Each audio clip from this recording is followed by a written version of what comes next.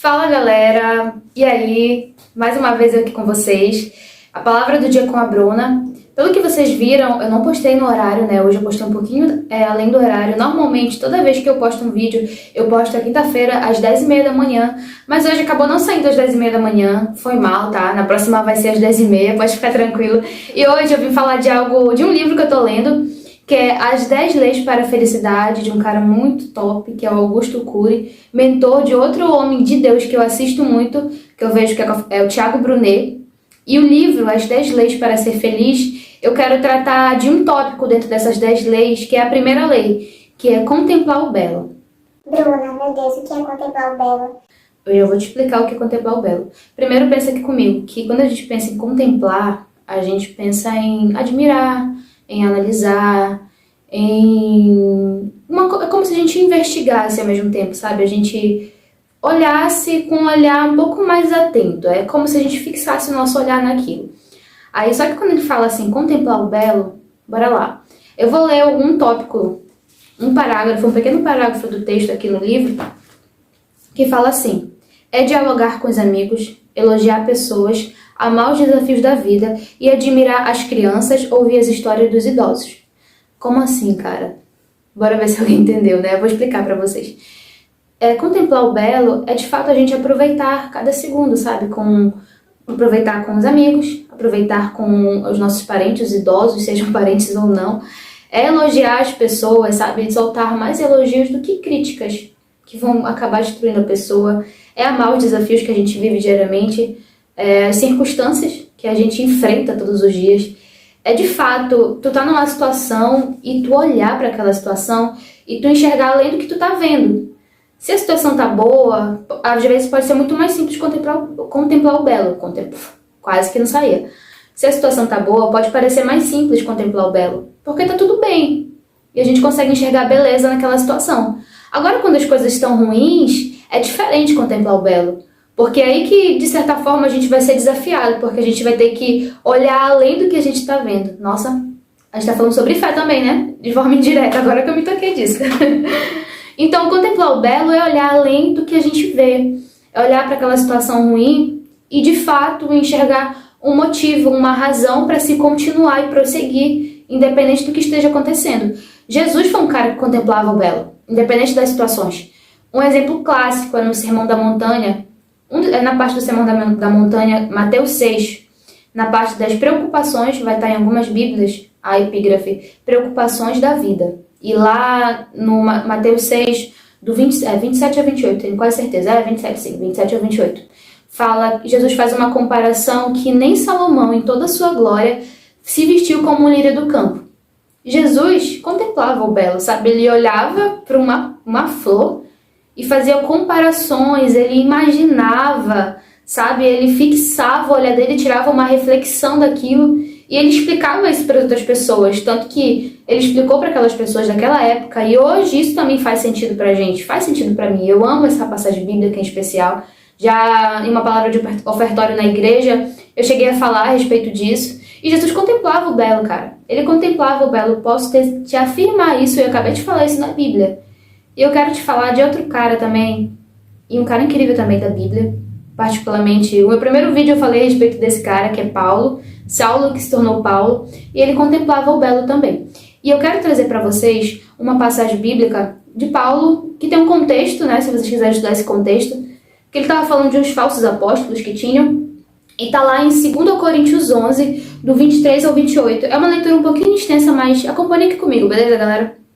Tá falando assim: são eles servos de Cristo? Agora estou para... Não, disfarça, gente, não é para ler do 23, não. É para ler a partir do 25. 3 vezes fui golpeado com varas, 1 vez apedrejado, 3 vezes sofri naufrágio, passei 1 noite e 1 dia à exposição da fúria do mar. Estive continuamente viajando de uma parte a outra. Enfrentei perigo nos rios, perigos de assaltantes, perigo dos meus compatriotas, meu Deus, perigo dos gentios, perigos na cidade, perigos no deserto, perigos no mar, perigos de falsos irmãos. Trabalhei arduamente, muitas vezes fiquei sem dormir, passei fome e sede. Muitas vezes fiquei em jejum, Suportei frio e nudez. Além disso, enfrento diariamente uma pressão interior, a saber, a minha preocupação com todas as igrejas. Então, Paulo foi um homem, sim, que, assim como Jesus, contemplou o belo, porque ele passou por todas as coisas, mas ainda assim, vocês ouviram, né? Ele passou por diversas situações, mas ainda assim ele encontrava um motivo para continuar. Ele imaginou ele passando pelo naufrágio, né, em alto mar, e de alguma forma, em alto mar, tendo a possibilidade de morrer, ele confiou em Deus, ele contemplava o belo, ele via aquela situação como uma oportunidade para a glória de Deus ser vista por outras pessoas. E se vocês forem ler realmente a passagem, não me vem agora na mente qual é essa passagem, mas eu sei que eu já li, que ele passa por naufrágio e as pessoas que estão nesse navio com ele, muitos aceitam a Cristo, conhecem ao Deus verdadeiro. Então Paulo encontrava nas situações que ele passava motivo para continuar. E eu vou dar um exemplo da minha vida, um exemplo até engraçado. Eu moro em um local um pouquinho longe da minha igreja e um pouquinho longe da casa dos meus parentes, né? Da minha avó, a família da minha avó com a qual eu fui criada. Hoje eu sou uma mulher casada, muito bem casada. E por eu morar longe, eu tenho uma bicicleta. Eu tenho uma bicicleta e meu esposo tem outra. Olha, uma situação simples da minha vida. E eu tenho que, para me chegar na igreja, na casa da minha avó, na minha discipuladora, eu tenho que enfrentar uma subida abençoada. Muito top essa subida. E às vezes o sol tá selado no meu rosto. Agora pensa comigo, quando não tá sol, é mais fácil eu ir nessa subida que eu vou reclamando menos, ou até mesmo quando eu tô de bom humor antes de ir, eu vou mais tranquila. Agora quando o dia já não tá muito bom e eu tenho que subir, tenho que prosseguir pelaquela subida, é muito complicado contemplar o belo. Porque a tendência é murmurar, é ficar com raiva. Ai meu Deus, por que eu tô aqui nessa subida? Por que eu não tenho uma moto logo? Mas não pode ser assim. Por isso que muitas das vezes, não digo 100% que eu consigo, mas eu tô melhorando muito em de fato contemplar o belo. De olhar até mesmo para uma árvore, olhar para algo, lembrar de algo que vai me fazer, em vez de reclamar, ter gratidão. Independente da situação que eu esteja. E eu quero ler para vocês outra parte do livro que eu achei muito linda. Se não contemplar, você poderá fazer cirurgia plástica, essa palavrinha eu não sei falar, vou pular ela, mas envelhecerá no único lugar que é proibido envelhecer, no território das emoções. Reclamar é um dos sintomas da velhice emocional. Ou seja, contemplar o belo fala muito sobre gratidão, sobre de fato não reclamar e sim agradecer independente da situação. É legal sim contemplar o belo quando tá tudo bem, é mais fácil. Mas bora contemplar o belo também quando a situação estiver um pouco difícil, quando a situação estiver complicada.